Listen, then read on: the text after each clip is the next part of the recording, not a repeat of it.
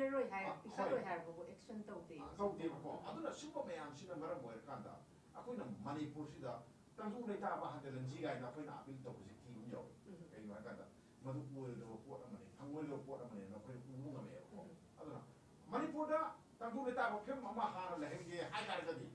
Hai tar gadi. Yan han bada. Ko. Kulai pai ba kambu mayam singdo. Adudagi mission mayam si hana maning tamalo. Ain hajar si maning tamalo je kaino muiga kulai pai pa singduga punna samin hangano punna samin na bai je kaino nongoi pai raga mapangan kakhalaga mapangan kalaga moino humba yan kanu hai bani ne adu kadi kamai tongni kulai pai du kana kana no sudu yaw ba kadar na kana no moina kai do yidom di yong obko adu di moina sum yokot no sum thamaga sum nakana santi poro kana ni santi no lapto jibo lawe da pot ma sanari ne bala ne bako aduna si miyamna adum warunani aduga miyamna su wahang mayam ma hangakane ba si matang ta ko aduna oje akoina manipurda ing tapafim ama atubagi oina hadalange haiba taragadi ahan bada law of the land haje ko law si phajana amtang sana hanaba tawsi ana ngasagi gamena tawba appeal gi mayok ta thabak tawriba mayam adag migi kanogi free movement lehen jerga lehen ba yaro hay gumba constitution gi wang manatro article 19 khongoi nari natro aduguma mayam singdu moina kaim haidi lambi thingbagi tawraga khoi thingaga lambi thinge kangudu kadu wari sadono wari sam thokpra ba adu phajana adugi mayam singdo moina logi matung ina tohom thok mayam ma tawra kanuda masidi yada boire aje yada boire akhoina yongu keno ma akhogi mi ma hala kanda masi wain chataka mongonda ma chana mi hatpagi praman se pibangam taragadi akhoina mongonda pide serak se kaino amana maksam da thauri yalaga hatpa ama natagana mapun chespa kasum sangda lenba ama natra si thamiji karigino si thamiji kaino kan tawdana banatro adudi akhoi si hujiki hariba mayam akhoina uriba mayam jingse tawroi hadar nuina tawruba mayam dugi damakta siguma serak mayam ama pirabani haibi serak se phongna phajana amtang khangalaga moida miyam damda khanganbam changebako mayam khangba changi miyam utpam changebako nuina tawruba mayam do aduna maram moiraga moji farabani maram NSA palabani ada NSA pamda natana moji ga mapunji suba kasim sangda leiradamni ona dagana sibi charak phangadamni gaina sigumba khara ko miyam do utpam changebako adugi mayam do sumut utana sumnakanda kaim tawdana Meitei ga noiga phaminaraga yasana oina haibadudi yaroi ano nomai mayam na khotaba yaroi lo mayam tharadaba yaroi aduna tana karim ta hujikta moina seda lai la so bagaban la so ko hujik tori mong ma to kaim hongdana sum sataraba manipurda kaidong da su ing taba phem ma porakpa ngamoi aduna an bada khoina kudakki oina haitare ko yam thu bada khoina lo se amtang phajana rescue tawum change ko lo si koi lo si mangre ko thiba khangre ko an lo si amtang koi phajana amtang kanbiu india ga men amtang kanbiro koi amit san amtang kanbiro mase rescue tawum matam oire rescue tawdraba aduga sana hanbang amdraba aduga di never manipur da PR ne singma PR lising mala asune adu nuina tawba appeal taroi nawa lobiroi aduga den irang su sungnem ne moina ai swai thamjek. Okay, thank you very much Oja. Ai makha chathajaboina Yoza Santi the Lak Yoza Santi Kui Yoza Hemanta Nasu Akui Law Hana rescue the Wama Yam Namato Tari have a Warola Matambiri Kui rules of laws it asina Pura Kaira Kanoma Kagni. Other than I was a Santi the Lak Janiva Wapamdi Heidi free movement see Union Home Minister Mitsana Marski date 8 Masi Lavtokrabani National Highway Madima Pankuring of the Toksa Sinyare Haidana Masi Maksu Magi order seeing a sipo indana adum chatli adagi nomai pikhalau haibasu makoi pikhatloi haidana pikhatte masidaina ozada lakchani ba wafamdi even Union Home Minister si tongan ma mafamda adum tongan version thami abdi amukna illegal immigrant ni hai amukna external aggression and internet disturbance laire amu hai last handak parliament amu ST gi mu pale ST akoi high court na recommend taw khaktani maduna maram oirakanda amuk kanu si thoiba conflict se hai oza sigi sida kari haini ozagi mota tongan ba habdi version statement people sisu delay tactics amasu duma male ozagi warol kari thambini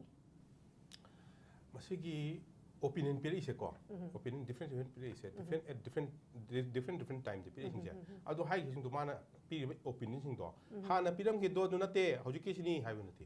basically all are correct hai sing do hana kanoni foreign hen how ya du sum du ni adagi kari hai tare masi communal class ni na hai ko do adu di as a kari hai tare home minister amo na adu di hai tabi ate ba ko adu di international kan yam problem oi ba ko adu hai bi ate mana adu na ethnic class ni na hai bi wani ko adu bu akoi ni yeng ba matam da basically sagi akoi gi free movement to hon ba kolon ba ba se akoi su adum tu expect to ko ai ngon da high officer high tare amana a promise to ki ba to gani na but somehow it changed in the last moment ko adu do to hin gidre and still how you should to dri ko and masidi I all strongly feel the way masidi to hon ne na ko because they kan to the effect lo si community ani khata na te Meitei ga kuki khata na te ko yame se lei se loin mo ki ne problem ne ba aduna masidi free movement si to hon gadam ni but one happen is akhoi gi ngai gi peaceful coexistence haibagi matang sidadi masi yeng pa matam ai khoi ki center government na bill lama pass to ba natraga act ama pass to masi sta kan to aina mama ai dadi yam thijalam bana te adu handak ki matang sida chu khar su thijale ko thijan ram matam dai di khoi ki 371 abc kain to rise yamna kano se yamna analyze to raga thammeng khale ai mota in my opinion ko yamna analyze to wi adu ka thammeng khale for example Assam kano ge haire Nagaland ge haire ko Nagaland ge haire matam da moi se twin sang da yamna twin sang district se masida yamna importance pirami ba because they moi ne yeng pam matam da twin sang da lei ba misna karam bano and other parts of Nagaland da lei sina karam bano haiba du analyze toroga article 371 c se thamame ba ko adu Nagaland haiba sidi karino Nagaland haiba sidi magi kundo adu to Nagaland da leba kun amon sing sai masi till the time any king lai akhoi gi manipur gi Meitei gi king na kano ka chatlu hai ko Kohima ka chatlaga capture ka tawlu hai ko tanda dana ka tawno ko tan nunga lei Kohima da ko aduma na lagti bo di every ka hadara village sing che amana laga capture tawdri bo ade aina nonde kalle hai di bo da they are independent kano mane village ne aduna after Christianity sina moi da lakhra matung da then fir British na moi da ka hatara rule to raba matung da ko British na Assam rifle ka se adugi moi se control to no bai dam ta seng gi bani Assam rifle ka se tea garden da laga moi na red to ko pa myam si adu man seng gi bani then fir subsequently moi se generalize in one way and finally ai ni sum yeng bani sum parak pani ko oja Premananda na phajana haibi ra ni si ko 371A kana khogi Nagaland ka le mi se ai gi composition ai Nagaland da mati posting ta juri adu le namba missing do kana no haibo karmai na mai gi character sing si kamai tawi mai personalities kamai tawi haibo ai na khara khangjabagi si su ya pa thamami khan be wane ba and when it comes to Manipur da la ase ko Manipur da lak tar ga su khoi se lei se mainly hojiki wona for the time being kwai gi main one lei se naga kuki Meitei ko naga kuki Meitei have se si gi personality se akhoi gi central government khang ka du da act to si di 100% to do ni ko akhoi na su the hatara analysis and appreciation and akoina akogi any military operation to matam da appreciation je padana analyze to ga magi format to matung na adu adu di si ore se ko na final tare ba ko magi format to padana British na same ni British army hing na same mani adu na yam padana kan to appreciation na akogi lei ama subject ma ko now adu yeng pho matam da central government na yengam do se central government na yengam ga to si akoi sidal lei ri ba mainly ahum sa hajarage kuki ne naga ne Meitei ne ko moi ahum sumadi phajana study to mani moi character sing che kamai to bucha no si mi sing sina kamai to no moi da personality ke li ge se ko si yeng bo matam si da kuki gi matang na is ma haija ge ko kuki si kamai to ge bu they very hard working yam hard working we ba de moi gi ka ha tara awa bai fa se moi yam khang bang me ba ko and moi se adam struggle to we ba they never leave anything ka ha tara ko si wa ta zo amasu haina adugi wakhandu lei moi de ko aduna they are very hard working people masi ai isa mangna ujarabane army da lei matam da ai isa mangna ai gi jawan sing to ai isa ramni ujaramni adu matung da ai Manipur da tarpa matam da kuki gi mafam naga gi mafam da tajarmi adu da ai adugi my own experience is also there aduna ai gi opinion ni ko si se aduna moi se they are very hard working and always struggle moi struggle am to we ba adum struggle to le ba ko aduga na ego haiba potse ego haiba potse di moi chole di there's no ego they compromise for anything koi kan tong ni hai ta di akoi moi gi tam ta kana gani ko moi community kana gani hai ta di they will they will forget ego. There's no ego. Ko si plus point oidora negative oidora adu myam khambi tare ko adu aina haiba aina urapo do haija bawani ko moi se enterprising yam oiba very enterprising ama mi unaba adagi akhoi ki kano se army ka changpa se moi anga macha am su la kana kan ki dabi dana good morning sir han la khen sek tong ne ba akhoi Meitei akhoi naga ngam chan te jung si they are very enterprising. See, this is my experience again analyze to Japanese aduga different language sima moi tamba da yam thui ko yam thu na khange ada this affinity sigi kanu se personality se different language se tamba gi se naga su yam thu tamba ngame moi so ado language tamba se akhoi ne kwai so le ko aduga moi se jungle warfare da yam hai ko they are very good in jungle warfare and superior hai base magi superior hai base sidadi no sima suai hai dare sima yam khangbi gadam magi superior da magi kai hai tare mang bu command tori ba mi natraga magi ni thau sidadi ne no hai ba wa se sung lai lekti there is no it's always yes mangon tabu ma bu yeng him ngam ba mi ni ko hai tar di ne he will just blindly say yes and there is no ठीक है sima lai ko this is also my experience mani aduga kanu yam simple life hingi moi se ko simple life hingi adu mutung da moi se moi ki community ni hai ki community ki ni hai ta di ba they go all out adu they go all out so da ai si kamai tor ino mo hai ke ba ko ai na ngasi bok da mi myam se thengner ko matam da na khwai dagi democratic oi da ba se cookie ne cookie jo se khwai de democratic oi da ba they are just like army moi ki khundalai se they are just like army moi community se they are just like army moi ki khun gi ni thau do adu hai glo re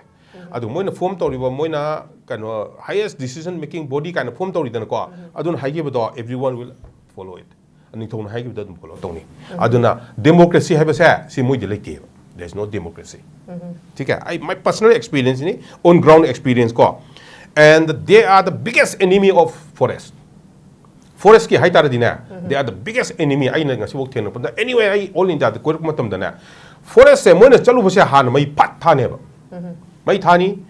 moi se nomad ni amona hajupudi yam modernized ore ko they are the most modernized people from manipur dagi na khwai dagi modernized oi ba aduga paisa pai hai tari moi ne ngasi today adubu mamang ai da moina nomad oi nga da amade ama chatlinge matam sa sida dina ching che moina mai phat thadu kane ba aduna ching si moi mai thadu ko ye kanu se attitude hauji su lei amore da lambi japot da aduma khoi na chapam tam do thadu tan puka kakal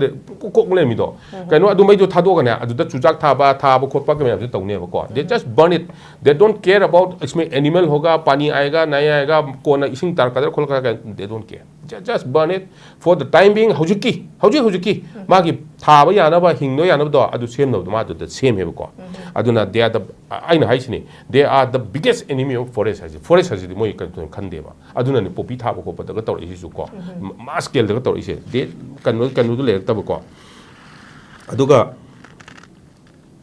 moi requirement gi da makta di they will fight for their requirements se ya pam bani hai ko fight tone ba ko ngasi tawri si su du mak ne adu kan aduga na ngasi bo manung da ai observe tau jage ba ko ngasi mong hin da they have never said no to central government aja habi graba they have never said no to any this thing government decision da government central government gi against the solid tre moi se ko central government da no hai ba se sima solid tre ade amisha gi against the law ba sima solid tre aduga kaim nei tre yet they are looking for independent country Christian country in this region still they are doing it but then there are a lot of game yamna yauri ba da ko geopolitical game yam yauri Trump la matung da su adom indirectly tauri and this will go on and it will not finish now let me come to naga ko naga gi hajar ke naga are also hard working they are simple people but they are hard working ko aduga moi se naga sing se self pride le jaba ego le jaba mim ne moi se ego le moi gi self pride le ba ko aduga they are not so enterprising as compared to the cookies they are not so enterprising ko and moi se group ta ora ka de moi su ki de ba moi so amamang ga di cookies sing na amamam su sapanga me aduga naga sing na bunna chat le ba ko in my experience da aduga naga sing so they are very good in jungle warfare yamna hai ba ko jungle warfare da adu they are very straightforward direct ngang bi kuma ke nahi bolta direct ko they are very straightforward simple life moi se lai ko aduga democracy ko moi ki democracy leiba moi sina kanoni mix ni democracy su leiba aduga kai haitara non democratic su oiba haibadi sinida moi ki kun singche masing hengate ba ko kun sida mi masing hengal patar ga di adudu kun du chak thokane ba they will not form another village ko a village form tawroi kun du chak thokani aduga moi ki committee ma democratic way da moi ki kanoma form tawne ba committee ma form tawne ba aduga akoi ga Indian system that democracy tawus maina decision de me aton da ningthokina final decision pi ne ba yare sena adon ningthokina yaro ha ba su pangam bo pon ate because the committee makes it that means democracy su hai aduga ningthokina su kan to aduga ningthok sa si di hereditary ogadone in case of cookie it is not hereditary it may not be hereditary ani person la pesa pai ta de loi ngame ba ko aduga moi si su ko kai haitara they are generous people moi su generous oi ba ko ithok pa ko tok pa generous oi and they will stick to their words moi wan hai ngang thok gi do adu stick to ne ba ko aduga moi se up to certain extent they speak against the Indian government they speak against the Indian government up to certain extent aduga Indian government ki support ta tawule ba dinate they also speak aha machine against the Indian government sungang da ko now let's come to Meitei.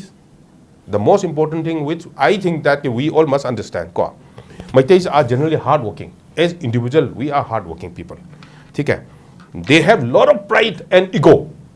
Ako say pride yam chao thok chaba adu ego yam lei. So ego is the main problem for us. Ego yam lei ko. They are also enterprising but not so as enterprising as the cookies. Ko. Aduga they are fearless. They are also fearless people. Ko. They are also fearless people, good at martial arts and sports by genes. Magi genes the yaujar pa adugum amadi leyeba ko. They are good in martial arts and sports. Very good in martial arts and sports. They are shrewd. Kara shrewd waheba ko. Shrewd party mo oi aduga simple life ti lay. They also live a simple life. But moi se akoi Meitei si kamai to gebu. We are so democratic. We are so democratic. We are so democratic. We are democratic beyond reason. Haibadi. Aigi yumdal laiminari ba se mappa sin haiba se mappa demo ya taro doine we are so democratic amagi wa se amana tab janti aina to se aduna khwai chumani I am the leader what I am saying it is correct see sumagi kanu se leyeba ko mangon the personality am leyeba ko so this is again one problem over here we are very democratic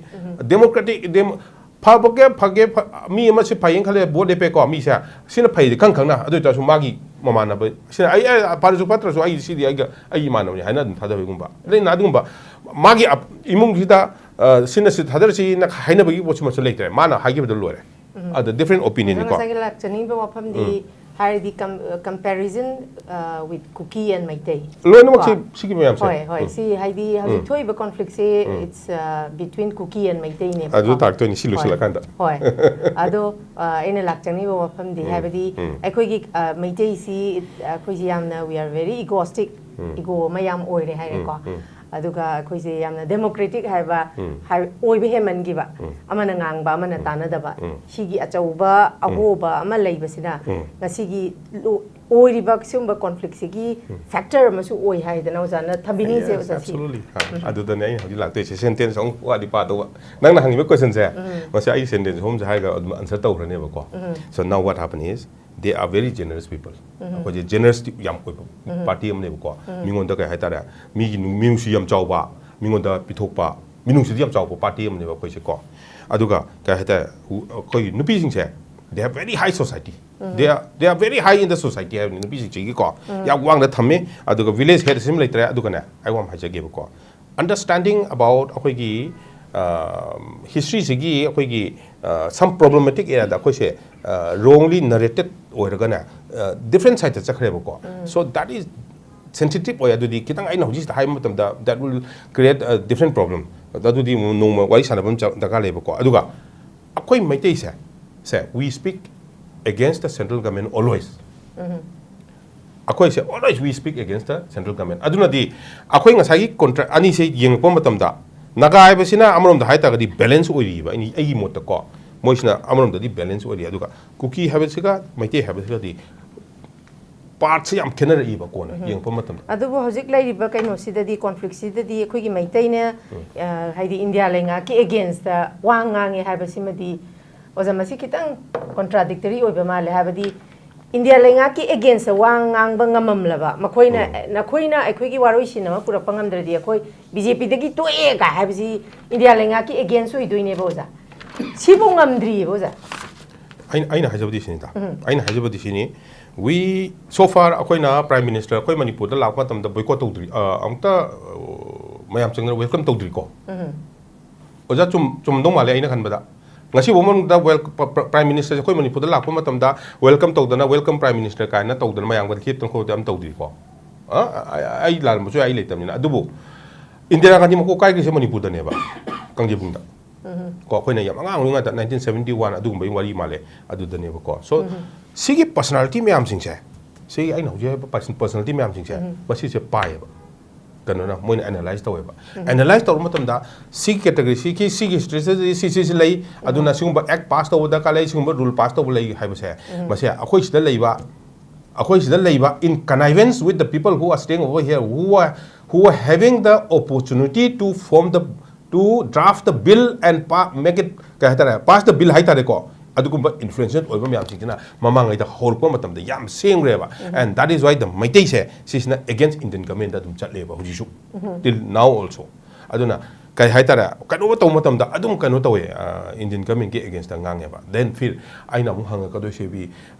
why should the Indian government help the cookies or why should the Indian government help the Meiteis or the Nagas in a way? And the Sikh Mayam Sikh personality that the answer is automatically it is there. But what happened is till the time Ainana heck Horpamatam the Giko heck TV the Turpamatam the Gi Aina Tum Hire Panevako Sig Irang say yam deeply rooted oi Aduga Masigi Tunkupum by tea Hibes Aina Adam Palalapaneva. Aduna Sigi concept about Christian country have say Masi Adum Laigini Basita. Laigini so Aduna Sigi Irang say partner Lubia Roy Myanmar da Irang Toingoi Myanmar the Irang Toigoi China is also trying hard America is also trying hard Masi Indian government a highway Ponateva Seco Ami Sajin a highway Ponateva Adu Aidi as a citizen Wangang Balapaing highway Aponi appointment by but Nata Army officer Amana Hibadi serving the labor Amana Nata Army chief Nadmana see the countries na si countries pang and high be abo na table ko aduna moisu they have many restrictions and we have many negative points we also have many negative points so akoi ki negative points ya akoi na khara rectify taw matam da I think balance will be there the ka haitara akoi ki side ta things will be much in favor in our side now when we talk about border fencing okay second round dong laksege thank you very much makha chatha jaboine oja premananda laksege oja premananda kuigi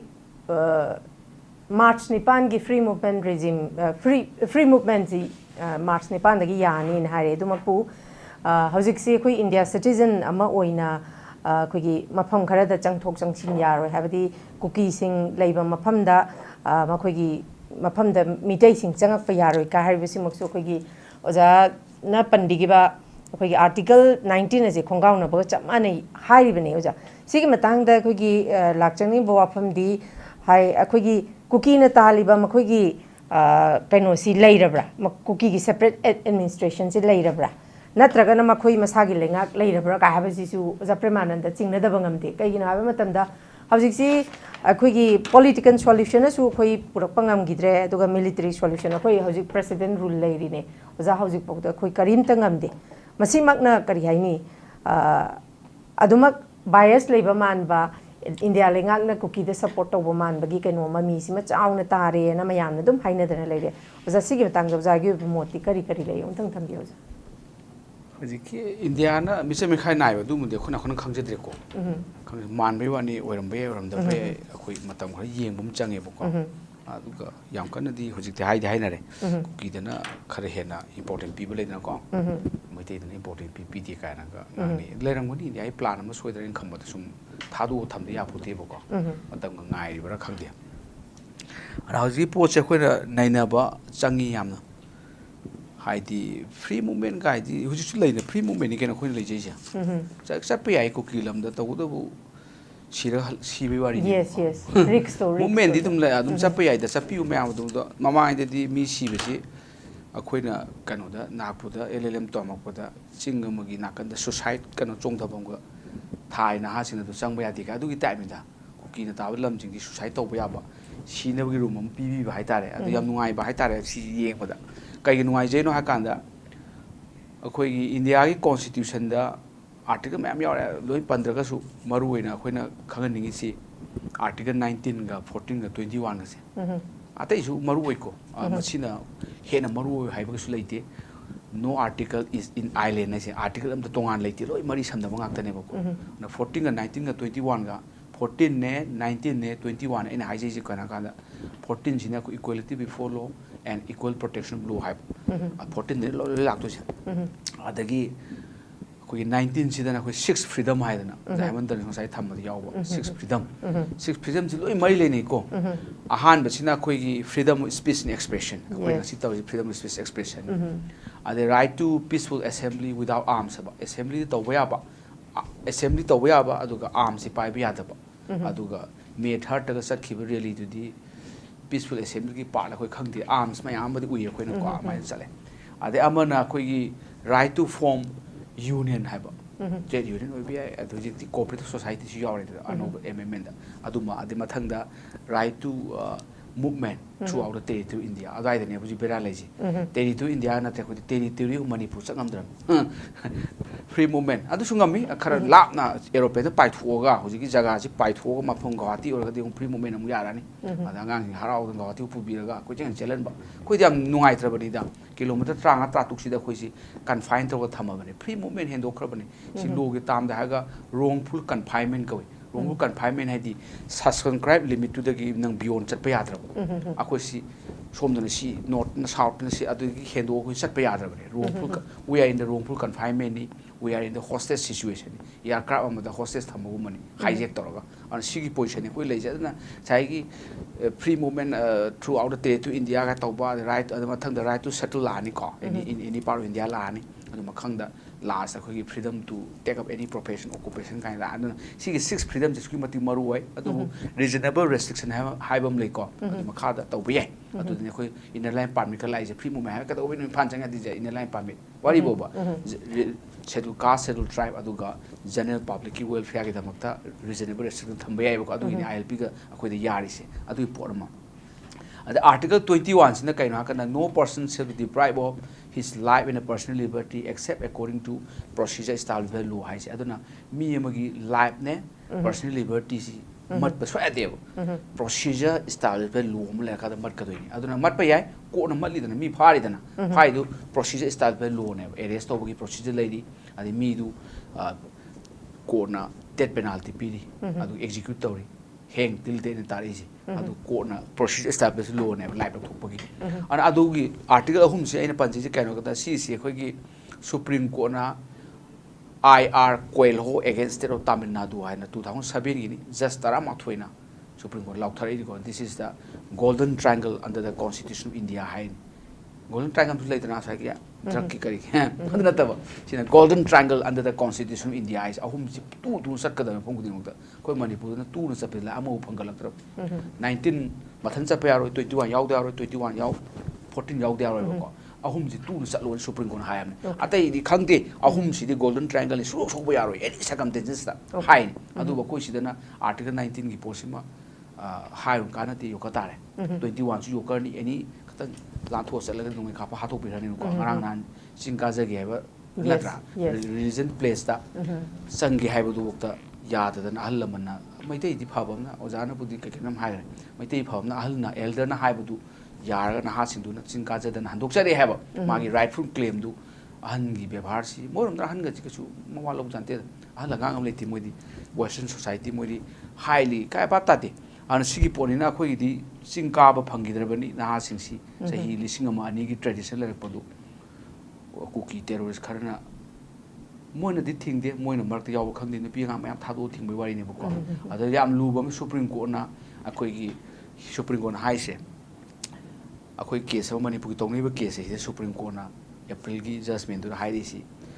don't use women as a instrument for sigi weapon for violation sina gano hairak pane supreme court akoina sisu contempt of court ni supreme court na hai si women si weapon na moina nangi kano phangna ba sina kano haibane ko sina cookie sina yam phajina sine moi women amuchu child singse masi ma yam lale hojiki singka ba yada ba se sidi takhai ga dam ne wa khanda haidi sidi right from claim ne kangbu mugi Arab da kai da India Pakistan da su am sal sing am kar na khu su amarna da du da kai na khamba da masi full protection pi ga da bani adu ga chang nanghai um changi nanghai da bani yai taw da gi last da phak tarani thangjing ga si moi hai ji kai mati claim tori ni this our territory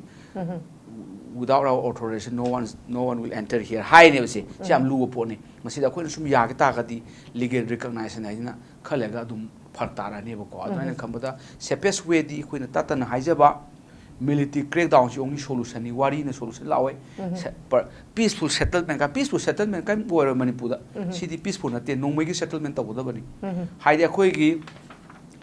district manga di hujik se khoi na yengjaba da khoi na lands khoi gi international law gi lands ti thala yeng matam da 5 district of manipur is under terrorist occupation ni terrorist occupy to lai ramne khoi pok ka haiba da Pakistan occupy Kashmir ga haiba do mai na manipur 5 district akhoi si na hoba sandrel si na hoba susampu leire susampu leire kangpokpi ko phejol tengnopal district manga si terrorist na occupy to lai ramne hujik mama inde leiram de mama inde di international law da hai si belligerent occupation hairame army gi lon da oja santi sam khang ne da hujik te du ano changes sab lai kaino bu Algeria da Sudan da adagi di Afghanistan da kaida mayam tholok pa hojik di hojik to ri African country gi maximum di terrorist occupy to lai ri hojik ana hojik ano ba tam international law tholai ma si kai ko ga da terrorist occupy territory ko adu manipur se adu ni to ri ko Pakistan occupy Kashmir hai du mai na si terrorist occupy to ram hida di law chala ro hamtan law to si ga ko ha ko ji yani ngi ne do law chaloi di terrorist occupy to ram na moi gi rit tu na da satoi se mi sang ni nge sang haloi ada highway blockade to we to ni adagi di moi to ni ku si ada mi moi chang pu ta pha nga ni mang re adi nu pam sam su ma pang mang na mang ni ko mi ge swai thain start trek to mi swai mang ma du tai ne ba we are very powerful ai ga di moi the backing le rang ni ko kana on proxy war ni su swai ai ya kana hai je de an hoji ki post occupy territory ki theory se ma siang kan sagat pam change aduga tawri si de sing badi si di genocide campaign ana khoina lan narrative se sidani aiga khenari se atai narrative na kaulu mani khanaba Meitei kuki khanaba ka ai di adu huji pokta I still believe adu ai di strongly I oppose tawi ai di kaina ka hujik se sidi khanaba nati akoi da lan ta sala pani moina akoi sida moina genocide tawi campaign May 3rd koi 2023 nothing this launching of genocide campaign genocide tawre Meitei genocide haraga di mi lo hat padu nate genocide ki the intention to destroy in whole or in part have ethnic group of religious group of political group of akoi ethnic so higher religious so higher aduna genocide campaign moi to intention to destroy in whole in part yawe moi to sida asi clear case of genocide campaign ni alma se koi khangmam se genocide campaign sida akoi gi magi degree khaido kani ko akoi politician su chenaba yai adagi di sipai su chenaba yai adagi di komilami su chenaba yai ma tire level layer hom khaido kani yam ko na na kan dedi case keranga Yugoslavia gi Rwanda gi case pa kan thol kani ba ko aduna aina khamadi se a kind of genocide campaign ni se da akoi gi mo ga khatnaba leite si di akoi da la hat pi ba bani Meitei na ga tawrisina taramba yopak thangjo khara khullaga ngak thok sabi bani right to self private defense hai se adu tawjabani lan atra hanjan bani mi obi ko ni na khara he hen hajen bele dina ko adu gi poni adu ain khamba da hauji only solution si peaceful settlement dum tobi ku su kai te tawu da bu marak sida military crackdown ama changi aduga akoi gi moi ji terrorist organization lok thokte bam te am bhawam da suspension operation da lai ba moi gi group sing se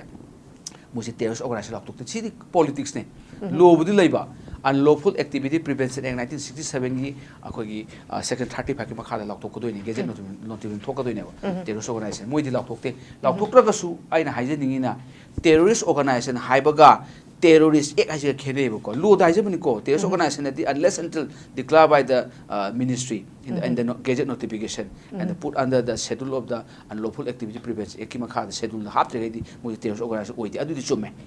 adu warga su moi to ek si terrorist ek ne mi haliba adagi mi hostage thamiba kidnap tawriba extortion tawriba adi highway da tamka tawriba nongi kapsaliba khol mayam si these are all terrorist act ni aduga terrorist act sida amana law da haise adumaina tawba ma natraga na intention to strike terror in the mind of people hai mayawri ko terror mayam the people si strike terror ni drone thajal e bom ka lesi ana sigi sing se terrorist ek ni terrorist ek cd unlawful activity prevention ek ki terrorist organization and doctor ka su Bharatiya Nyaya Sanhita gi section 111 organized crime 113 113 sina terrorist ek haibani adu makha action adum lo bai ko khang da minati terrorist organization lak thok tam ni nongoi ka pa ya de pa ya ni khang da ga di berani little knowledge is dangerous thing and ko little mukti phati tangkhai di khangbi phabran khali wa khana aduna sida ne khoina bera lai se aduna aina toina haiba du mai subject di mai gi mi du khangan ba natraga di ko hayang cherang toran ta sani dana ai history ngaung ya poti geopolitics hang dai thodon khang de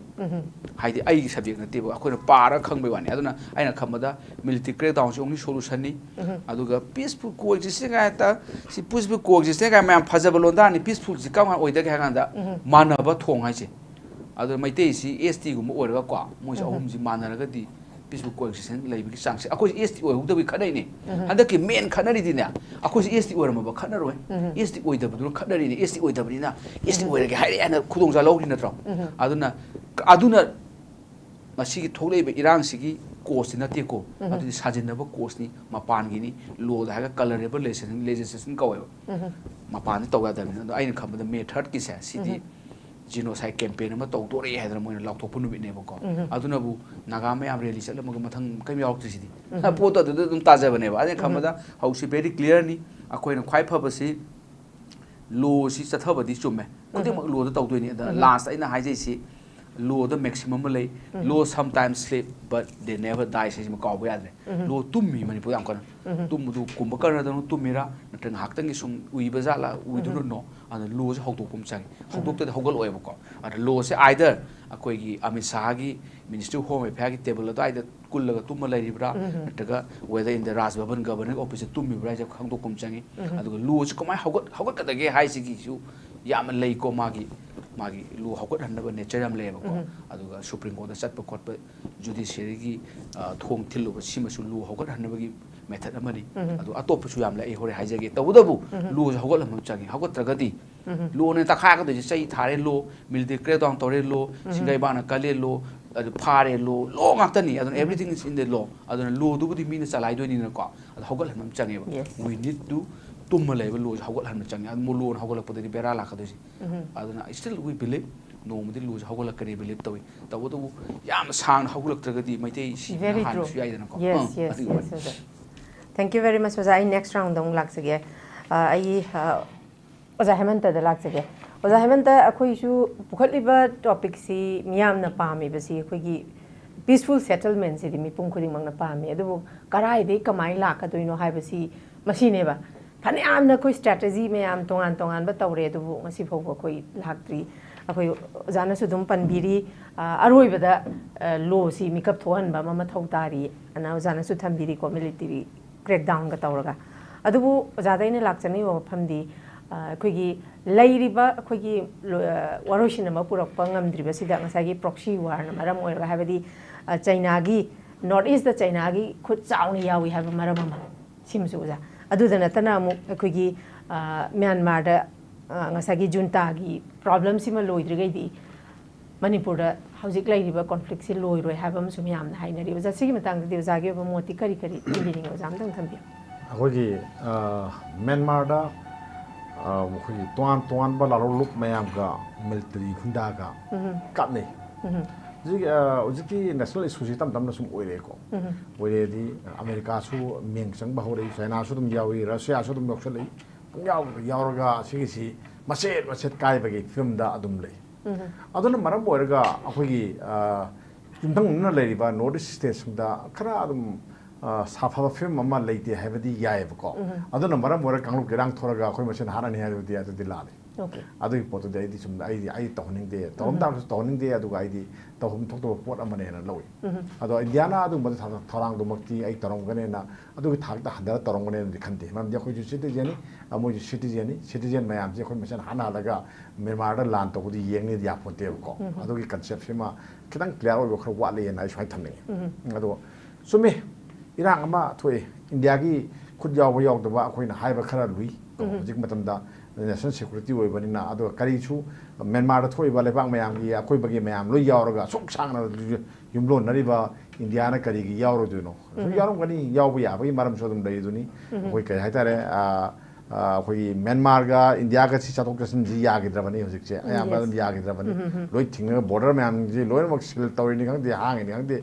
border ngang na draba for amane so ngak ki draba for amane ba ada India na kari gi no akoi kilometer tara phawa sang pa yani ga na pithoi ji kari no akoi si si ya tha ji yong ga di man da sel efficiency yam lu ba pot am oe ba ko aduna India so tum man da dum yawe na khoi dum pa ba dum yai pa da ba so dum yai sine ba ko adu India na di asu ma thabak ta tumina ti lei oe sine adu si yo kan da India gi lami na sanghe laga a da ku tha ba yaw ba di ya da bani na aduna mogi mohut sin ba ka bu ma tha laga da tungchen laga adum yaw bu ka bu se han da yaw bu so dum lei ba ko masi bu ne ko na puksi war hai je India gi lami na di sang ga lan song na ba di ya da ba ko gi international gi ka da yar da po ra mani na ada mogi ka mohut sin ba ka bu ma tha dan ba du ne ba ko na kuki ji mogi mohut sin ba po ne na ko na mayam na sum hainari je adu ne ba ko adu tawi harga suna kan da sum hana halaga di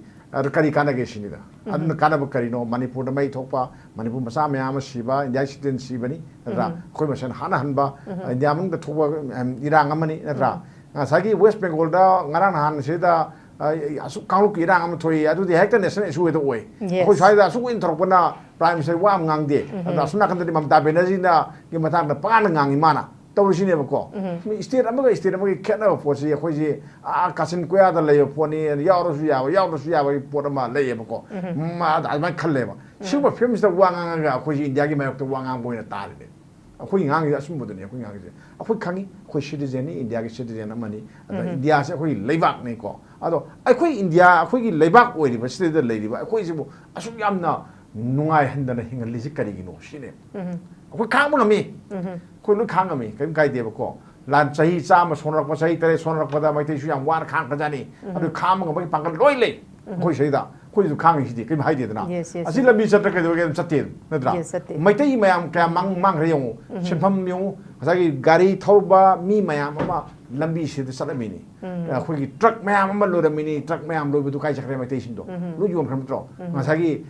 cookie gi mi kam gari tharong ge ru gari kam lo ram ga de ge ba khoi di para tat li ne se lami ji adu khang ni mayam ma hojing sagi manipur da economic film ji ji hip ga lari ji kamai to no sin maram mora ga ni adum khang ji ngai ko khang ni ne ko adagi di ga sa khulai pai mayam ji sak thak mayam da akhoi mayam lo en sagi entrepreneur mayam wari ji khang ni na dra sa theng ma pi ni ne ko adu khang ni ne si khang ji khang ngam ba hojing ngam ni ne to bu da di sagi poloi ama de leita ba yati ko some khang ni some khang ga adum ai sibok some khang ga ha pot am lei ko adna poloi amadi nai da ba yati poloi se kamai prok do sine ado akhoi da poloi prok pa si da India government ki ai sai ha ma tham jab do ni magi puksel sangba amadi sange abadi manipur gi rang se kui malle masip di lo shela ga ha pot am sange ko madu khan da ba yati adum tang khan mam sange adu khala ka da manipur se tang khai sep to ni ko ngam ni ko moi ngam du se aduna ngasagi aduna tingedi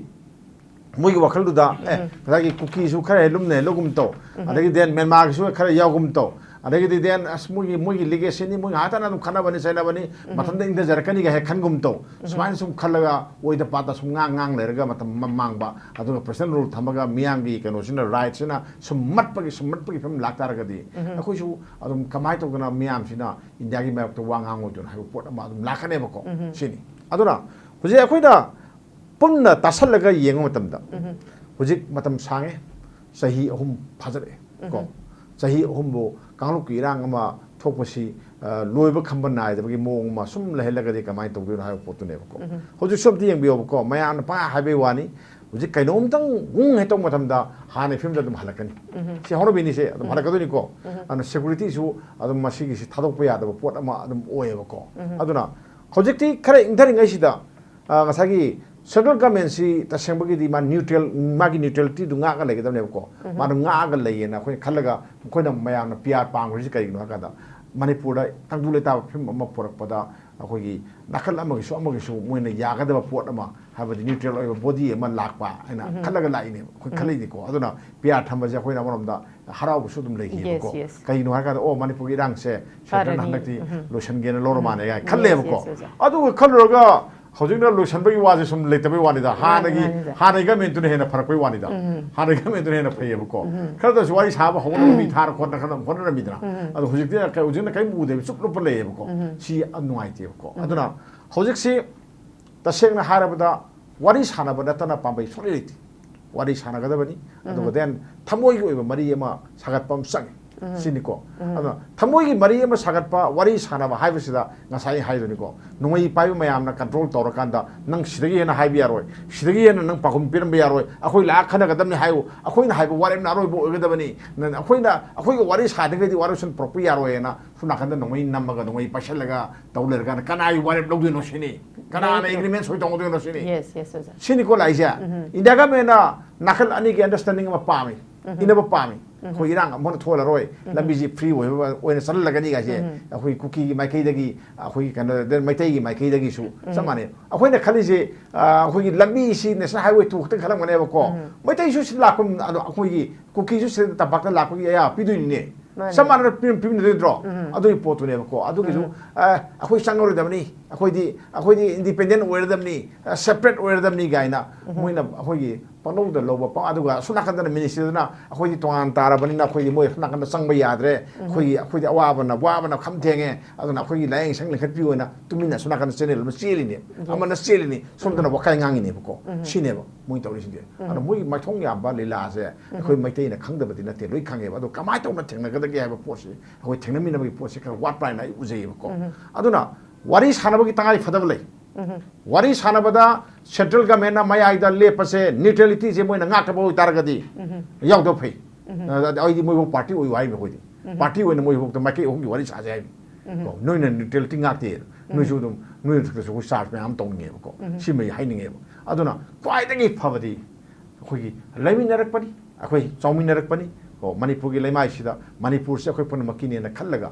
kuki ga gi CSO ogera la lawbugi ogera ama togera khoi masensi ingna chekna phaminaraga amtang kai dono ma akhoi end point nama purak nabagi wafum ama khakta khodopung matam ora line kali ado ngasagi central government tawgi haragadi yam lai se atai da pai dong nati ko hogdong si pai gi hai taragadi hogdong masa si pai gi taragadi makhut pari ya poti na tro maya na pai ya poti chek de tro ko de tro lusam da pai dana lusam si da pai do admai tok dana suspension of operation da lei ba su gi kadar mayam je asi makok se ge sida pai gadami sida pai kada hayu ne noibo mayam se ingu tapu swa to ya roi labi thing ba ya roi thok ba ya roi hayu ne na admai lusam da pai gada ba da pai da na sum thaduk thamagadi ya roi ba ko hui ngau ba sum thaduk taragadi mi chik ta ma tro adu si heli je adu moi no loi ba ne na khoina lawri se du ne ba ko ai fa tham jaki okay thank you very much oja makhaza thajaba dai oja santi de lak jege oja santi Ajikse kogi India lengakna kogi sincerity oide habagi simadi mayamna duma khange ko masida adumak hai mayamna haidi union home minister su lairiba core issue sida chapchana mention tawning de haba warolam su dumak mayamna hainei aduna aina ojada laksani di hairiba kogi lairiba se mayamna peace settlement se purakke habitaraga di ngasai ojana su dum haibiri akoi suspend of operation de lairiba singsi makhoi gi lusam pai ba mathau tai dagi military crackdown to ba mathau tai hai sigi mathakta ojagi ba moti kari lebi jang tang thambi from the military point of view I kitang samit to jage ko sim tang si dane ha to ni border se completely porous ne ba ko the Indian da so singa no bi troops leite ba hujik se akoi ni sida 60000 hai ba wane ba ko akoi IRB akoi Manipur police ka hai ba wane ba amta salte amta leigam de ada ko aduga asum nakhan gi mo yoromba kuki gi kambu yoromba naga gi kambu yoromba border dam ta leite aduga akoi sida imphal da riba kambu sing IRB kari kram yam si VIP duty da lon chaki bang atani ko na jante kan to ko na de ba ko aduga Indian government da su border guarding force adu hojik strength leite aduga Assam rifle gi strength su leite hoji border se guard to na bi damakta adu Indian army da su leite akoi Indian army da leise hoji brigade ani khadani brigade army sigumba class नत्रगा सुंग terrain से the brigade ani kal ba sa division amagi brigade ni ani kal ba sa it is peanuts si capability leite ba ko khona ba sa aduna Indian government has to act very ka hetara in an appropriate way so that casualty leite na ba casualty lei ba hai sa yam sin ka ne ba adu Sida Sinagani has said, no, we find out any no, we find out any other soy betaragadi, action sing, so I give a decision soy betaragadi, Yamna Sibagi, chance, Yamtina, labor call. Sibagi chance labor say, see never how cookie shingi, underground sing in the palmis. Cookie shingi, underground sings in a palmis hair. Carino Hababuna, a wiggy laybacks, they sida, Pugainaba, Hatonaba, Thermol, a chomon tokpa, Adugana. UN Security Council na khangbi ba habadi masi mayam se tawre ko khole ko haiba se masi khangba there's a turmoil over here in Manipur haiba se assume gi kano se yamna important oi ba ko aduna se akoi khara assume mayam se akoi understand to gom darka lei for example I example ma haije ko East Timor haiba le bak se East Timor haiba se same le bak ne ba amana east ta amana west le ba west ki sina kano oi da ba muslim oi ba ko aduga east ki sina Catholic oiba Portuguese ki colony amaneba ada Portuguese colony ama se moina subsequently America dagi kai krasina moina instigate toroga country ma sol same tauta Saint Martin kana chengi bodo pambodo adumaina pamba ma tobdagi moina yamna hetta fugai na handana khogai na dana paisa thada dana khota dana taweba ko adubu on the other kanu dadi America na aphabo song sagi ba Indonesia na attack tawda support tawi kana adu matamda leiba kai haidara Security Council United Nations Security Council the America, USA, most main neighbor. Adu subsequently, Pukai na mi am sire kan to the Security Council na hire masi yadre. Adu it is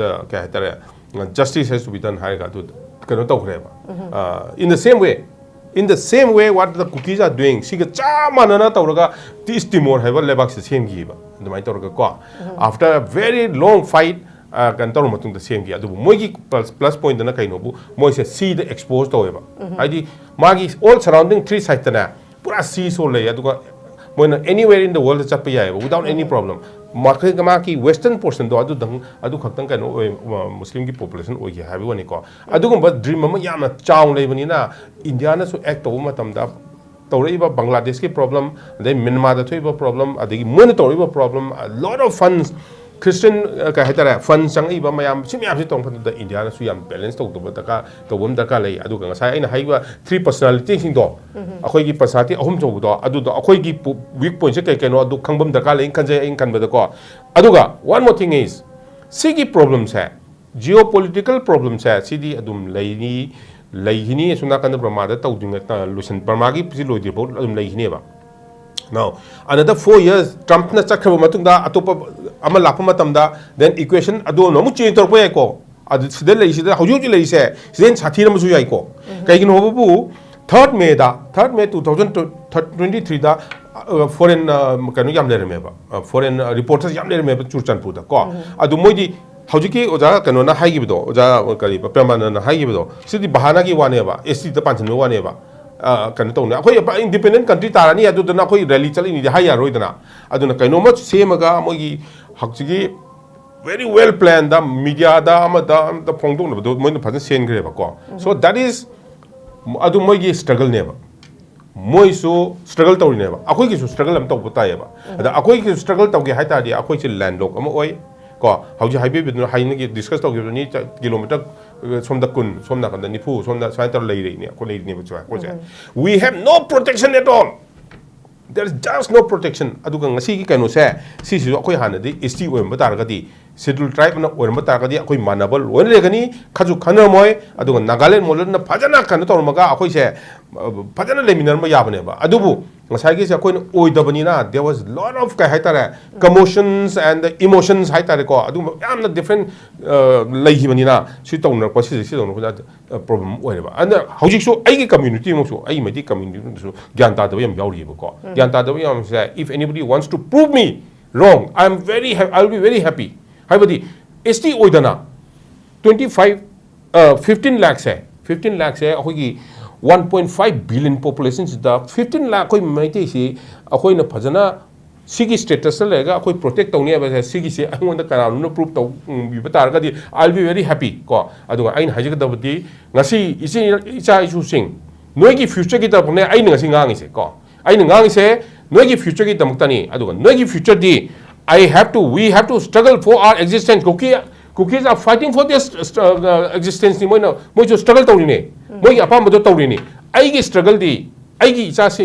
su sing gi struggle di id st o ga da bani sine ko aduna this is my struggle aduna si struggle taw matam sida mayam nupa macha npi macha mayam tholka da bane khali akoina kainoma tawsi haiba matam da ko aduga violence tawbududi id pamjate basically ko andolan tawtar so up to that place akoi utkadamni we want this haiba se ko aduga mass amasu daka lai aduga one more thing aina sida haijaning se karigumba Meitei akoi Meitei sing da ko st pamam dar tarbadi pambi di haita gadi aingonda su adu wari sana se kasu kaide kanano tobiro adu st support tawte na haido kokai ni adum haibi ko so gadi wari sana se adoisu habir kanu aina karigumba aina debasing gamta gadi adoisu habir kanu this is one thing which I am putting in the public and one more thing is there akoina kanu to matam da certificate haiba se ngasai gi OBC certificate haiba adagi SC certificate haiba se masi se swai to ni lodra loi hoji Delhi da aina chalu matam da ai imana ma lo so haire ngang han da sila ami ma gam nei mem da lei ai ming di ban da ko ma na ngon da haire ba 18 May 2024 da Shanti, you send me 100 children, I will put them in my school. Hi, bako. Adu hi matam da adu school do di SC na di tambu yadi. Okay. Adu dem di adu na ako yung ngasi ki newspaper da am yawo ni. Ngahamuk chahi da ako gi Honorable Chief Minister, ex Chief Minister na biren sahab na ngahamu inaugurate to giwa kano gi Chandel gi school lama uza maming do ai auji kautok chakare. Kano ni model residential Iklabiagi adu ngahamu chahida kan to kibani 34 crore mu thada mani school dum sa matam da ko so adu gumba facility do khodi phangroi ba adu mayam dom to phangroi ba lai hai tadi kai tu no lai hai tabadi thoi ngatan na tro si tawni mam cha akhoi gi lai akhoi yam lai hai matar di kamai tawni akhoi gi parliament akhoi assembly phami myam sina phajana border state ni akhoi si sensitivity yam lai hai ba si khangna thawak tawm ba tar ga di adu akhoi si chu thok mai adu ga kali gumba kana no mana SC pam di hai ta di SC service lobi dar lo ye ai no ji Delhi chapam madam da na ai se general category ne kanam khande cha manen khali adubu Assam da huji 6 categories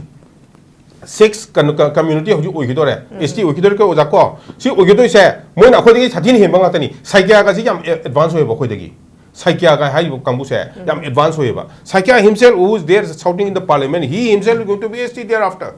ठीक है aduna Delhi the support the how you ST ne hai ne ado ST hai basiki artha se la na lobi kono ba ST hai badi population jam da ba adum ba isolated ba fur macha ma kanna bi dam ta thamba government of India na thambi ba kano ma ne ba rule ma ne ba adu do kai ha tara option na ma ne ba adu do logdra lo re pam de ba mi to lobi lo sadi lobi ro no to adum gizen category lai biu adu bo ID aina ujarapagi matungna aigi experience ki matungna ai ngasi wam ta haijage just how matam chensela puni ko ngasi ai ex army ma thingnei thawuk tawge la eba ko ma se 6th regiment da thawuk tawme ba 6th regiment to ma sidi kai dogi no Meitei ki quota di akhoi ki infantry se la kan da leitre ba haibadi Assam regiment da leite ba Meitei ki quota han leite ba aduna ma ya tabni na 6th regiment chale ado 6th regiment ta chalabni na ma di akhoi ki subida naik subida ga du oi phangaro ma na changi se treatment ne treatment haibadi akhoi ki kan to matam sida handaba ama lairi ba ko treatment na ai du yang panjaro no ai te ko ado ai thawbo so eba adu kari gumba ama akhoi ST or bata ga di akhoi ga Assam regiment ta akhoi ki quota len godam ne ba quota leite aduna akhoi ki jawan ma Meitei jawan ma Meitei ama army changge hai ta di man changdo se amana AC AOC kari ga chum chang ka doi ne ba adu yam difficult over ko ne vacancy leite ba quota leite ba open category da la eba ko ni adu yi wadani aduna akhoi na ai icha sing si da haije ga dabdi akhoi na kari gumba ST ki damak ta kai no ma tau se hai ta ga di mayam full phrase topi oh this is for your future the future lies in this sina ina haje se the future lies in this sina ta na kai ta leite Chinese ai haje ki ko let it be anybody any person na understand topi sanu Chinese never give Chinese yam chaw mo gi problem yam lai Chinese di mi bo yo ini mo organ lo thoga atop pamna paisa ta na ba ko aduna Chinese are not going to give anything free to us China gi mi singsina Chinese na akhoi manipur da na let it be any person ko free da pir ko do aduma di so or dom ni we akhoi na na akhoi understand to da ka le akhoi kadai da lei no akhoi kamai lei doi no kamai struggle to doi no kari da struggle to doi no ha ba do yam mun na khan ba da ka le adu asi hai thamjage Okay, thank you very much. I loisilakpada oja premananda da lakjage oja premananda akoigi ST gi matang si su dum mayamna masi matang si da su dum chamamna bakra dong lai even union home minister na handak da lok sabha amadi rajya sabha gi da pass tau gi da magi statement se madu da hariba ST sigi issue na thokpani haidana version ham sum dum thamgi adu hoi ngasi oja santi namuk ST sina akoigi future si ST da lai aduna STC tangai phadana khoji ST da janma mathau tai haibji matang da khogi learning ba mina ST gi certificate lawba learning da ba mina pai da ba ka haibji gi matang da oja premanandi gi oiba mot ain gi miyeng da oja masi kamain yeng be oja hoski ST gi du option ni dana ko freedom ni mi duna certificate mana tana da ke certificate ko piro ebo ko certificate ma sala duk jadoi ne ba adu gi problem lai ra de aina sum naina ba da khoina sum thigalak pa da khangi si ST se hayeng manipur gi je khara Meitei ni ST we be se hayeng order president order 1950 gi semdor pasida pes manga tu taram ko palala su yani ka su leiti sa thar par su oining da ba singdo kodang ai yumnam ni dana ko yumnam si yumnam na kai yumnam si oining dre dana ai sina aina kano da how ma side lai re khalo na tragana sigi sagom da lai re khalo ai ko yumnam si oining ne ko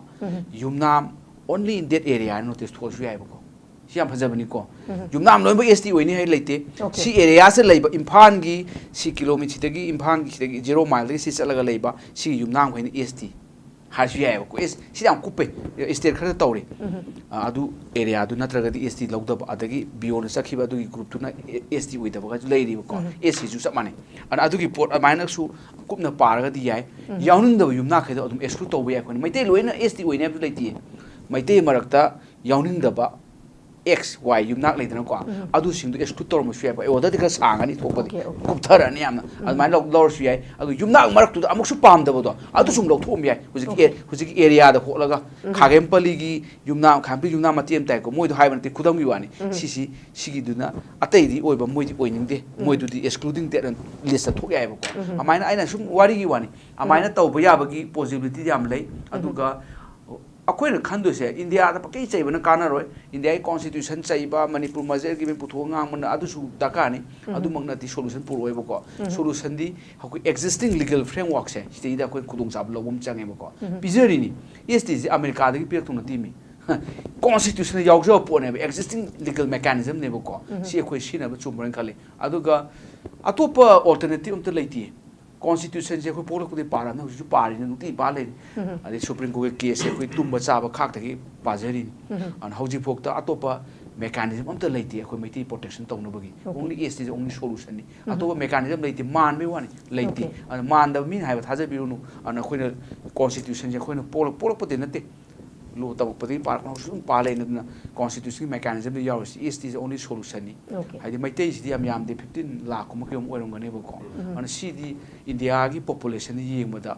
akoi si di upun mu pha ba jan tre da akoi si kanu hai tar atom gumba jan da akoi si kamta count tawdra bani aduna ni India nu sipi dise haidi number game da koi parliament da mi kya le akoi ama ani kai do yoker ne badudi aduna UP de marfu lai natra Maharashtra de 60 mu lamgani Bihar de ni phuri thoi lamgani Assam de 30 lamgani 40 lamgani ara missing de yeng bada north side Assam de center uri se ana missing gi game si da khoi si ale horamni na khoi na tawdu si ST sima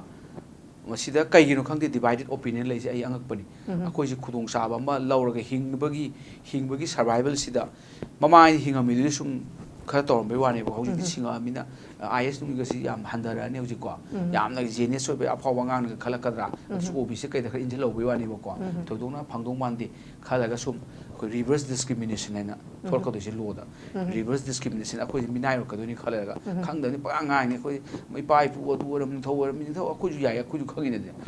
sei lising ani lising ngi tias le re me ko ju khangi ke do adu gi dur sum sat pati yar wa ba ground level da kum da kum change ba best kan oi ni yengom change optimistic oi bom change hingna ba se hingna ba du constitution ji da mechanism du pizeri ba ko adu ni schedule tribe hai se schedule tribe ga mayam khalina handar ba ka akoi ning tho palam ba akoi yap cha kholam ba khoi bu handar gi dra ka handar boi na khale handar ga handar oi ra legal mechanism ai di STG adu handaba status ki na te lewi si legal mechanism mani ko si protection phang na bagi and this is only solution ni ana ST gi si mayam punna dum tobo chumren khale ko adu ami sana kai na hai di sum kai gum ranch ki pot wa ngoni ko hai da de hai bani ma mak sum khangam mu ai khale ST high court na people order du adu gi against release ya bro adu against mi ha ja bro adu Contempt ko ne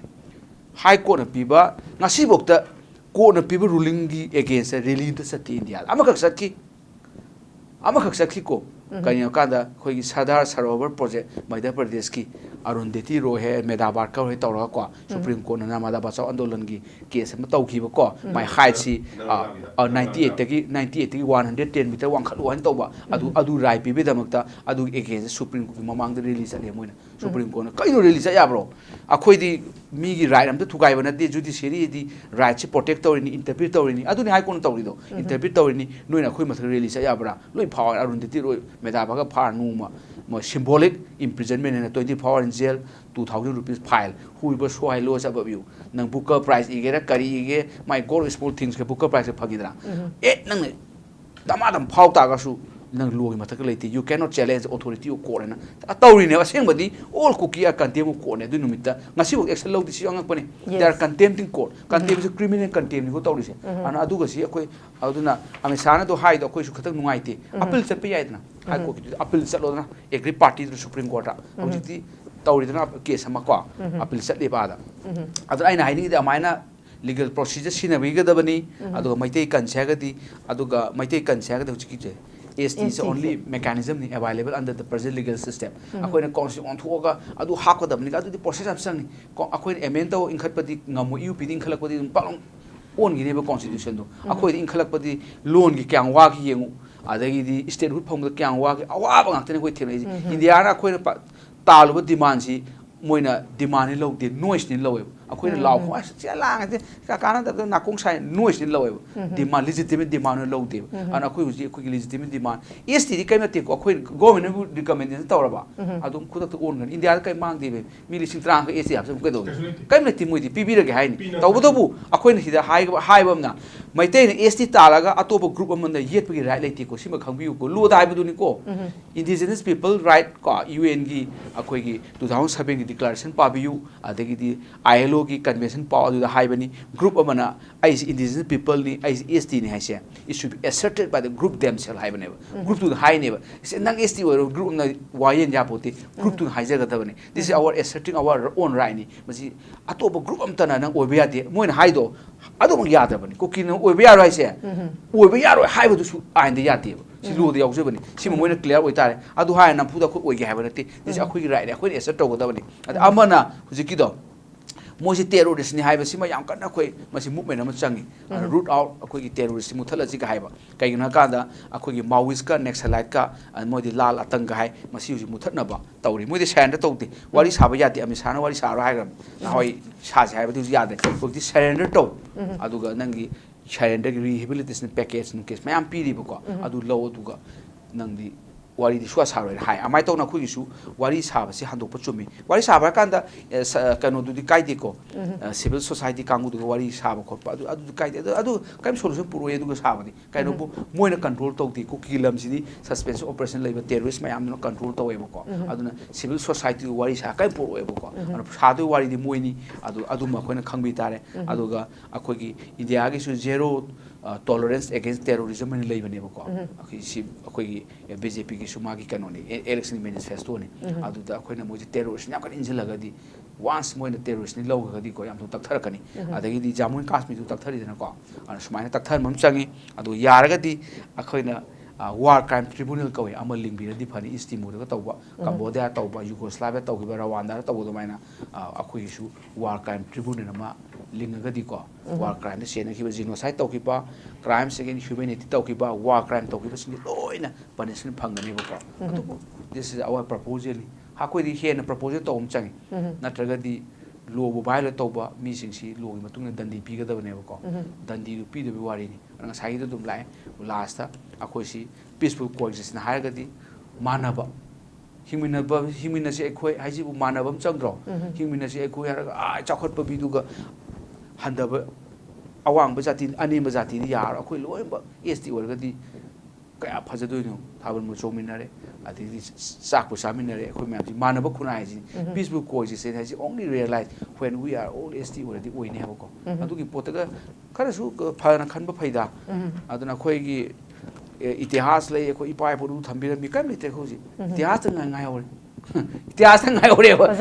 real de leitre ha bani da thangding ga ngam dre kai da oza hauji akoi gi leiba kaino sida situation sida ST sina solution amane haibiri banina masi kogi lairiba kogi